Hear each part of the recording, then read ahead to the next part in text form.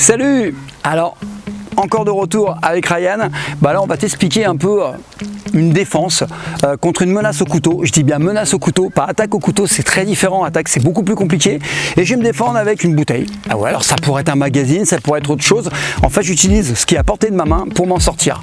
Le couteau, je te le rappelle, il n'y a pas de technique secrète, il n'y a pas de technique magique, il n'y a pas de recette. La meilleure recette, c'est se barrer. Mais pour se barrer, il faut avoir observé. Ok? Là, on va dire que je suis coincé. J'ai pas observé, je me suis fait surprendre. Donc, il faut que je puisse m'en sortir. Il y a deux choses qu'il faut que tu saches. C'est que, un, tu n'as pas le droit à l'erreur. Deuxièmement, tu dois taper très fort sur des points vitaux parce que tu es en infériorité puisque tu es face à une arme blanche et toi tu es à main nue. J'utilise effectivement la bouteille pour m'en sortir.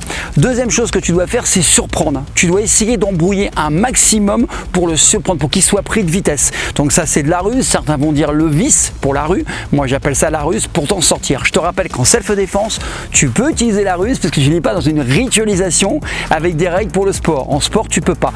Donc il faut travailler ton esprit, c'est un état d'esprit à avoir la self-défense encore une fois, pour t'en sentir le mieux possible. Donc, tu as compris, points sensibles, points vitaux et réactivité et frapper très très fort parce que tu n'as pas le droit à l'erreur, tu n'auras pas de round. Alors, je vais te demander plusieurs choses. Un, abonne-toi à la chaîne, ça serait super cool parce que certains me disent j'ai pas vu telle vidéo, là il y en a plus de 500, tu pourras aller voir. Deuxièmement, mets un petit commentaire, ça serait sympa, tu likes. Et puis, si tu veux aller beaucoup plus loin parce que tu as bien compris que moi je suis dans l'optimisation en self-défense, je t'invite à télécharger le guide gratuit, je te dis bien gratuit, qui est en dessous, il y a un lien et comme ça tu verras, tu auras accès à des stratégies, des tactiques pour t'en sentir le mieux possible. Je ne te promets pas d'être champion du monde d'arts martiaux, sport de combat. Ce que je te promets, c'est de donner des outils pour essayer de t'aider à t'en sentir le mieux possible si malheureusement un jour tu es confronté à une agression. Donc c'est une vidéo pour monsieur, madame, tout le monde. Si tu es champion, tu peux regarder, mais c'est pas vraiment pour toi. Quoique, ça pourrait peut-être t'aider. Mais papy, tu faisais malin la dernière fois. Tu vas faire quoi maintenant, j'ai une lame? C'est qu'il y a une caméra là. Bon, je te fais pas de dessin. Contre un couteau, la meilleure façon de s'en sortir, c'est de courir. Mais pour ça, il faut avoir vu, encore une fois, je parle toujours de prévention, de vigilance, il faut observer. D'accord? Donc si j'ai pu observer, je me sauve. Parce que là, j'ai rien observé du tout, je suis coincé, je ne l'ai pas vu arriver, et là je suis coincé. Donc qu'est-ce qu'il faut faire? Technique de survie. Donc on fait ce qu'on peut.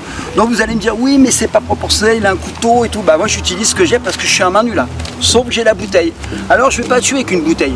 Mais si on frappe très très fort, alors avec un magazine, avec une bouteille, n'importe quoi, si on frappe ici, sur le poignet, ça va lâcher. Qu'est-ce que j'ai fait? J'ai frappé génital et tout de suite je m'extrais. Mais j'observe avant pour être sûr que le couteau est tombé. Maintenant, on va voir une autre situation très importante. Donc tu sais très bien qu'entre la théorie et la pratique, il y a deux mondes. Et entre la théorie et la rue, c'est plus un monde, c'est un univers. Ok, donc il a la lame. Donc là déjà, il ne me plante pas. Il me menace. D'accord, c'est différent. Je suis resté assis. Pourquoi? Parce que je ne veux pas qu'il puisse penser que je puisse réagir. Donc je suis ici. Admettons que je frappe. La lame, elle n'est pas tombée. Ah, problème. Qu'est-ce que j'ai fait? Je fais l'écrasement pour m'extraire. Tu vois le truc? Pourquoi pas de coupé génital? Parce que j'ai ma jambe qui va se retrouver sous la lame. C'est pour ça que je frappe. Je vais te refaire voir en détail, c'est très important. Pas penser que la lame va toujours tomber. C'est pas vrai avec l'adrénaline. Donc tu as vu, on avait une situation où la lame était tombée, mais elle peut ne pas tomber, même si je frappe fort ici. La lame, là effectivement j'ai la gorge, mais il peut revenir avec le couteau. Donc je ne vais pas m'attarder sur la gorge. Elle n'est pas tombée, ce que je vais chercher, c'est à créer un espace. Là, j'ai pas de table, j'ai pas de chaise. Et l'espace, je vais le créer comment? Simplement en frappant en genou. Même s'il ne tombe pas, je peux fuir. Parce que face à un couteau, je fuis, je le répète. Et je t'invite à fuir. Mais pour ça, il faut avoir anticipé. C'est pour ça qu'il faut toujours observer avant. Il faut toujours regarder à 360 degrés. Tu peux avoir la meilleure technique du monde de self-défense, de je ne sais quoi. Tu peux faire 2 mètres, 120 kg, être champion de ce que tu veux. Si tu n'as pas observé, tu es foutu. Parce que là, j'étais assis, mais il aurait très bien pu arriver par derrière et me mettre la lame sous la gorge. Qu'est-ce que je fais là? On peut faire 5 heures d'arts martiaux tous les jours. On peut devenir un expert dans je ne sais quoi, on ne pourra pas réagir.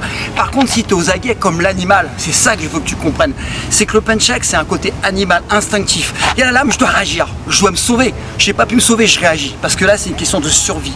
Je ne suis pas dans une self-défense de salon tranquille, self-défense de survie. Ma vie est en danger, il a un couteau.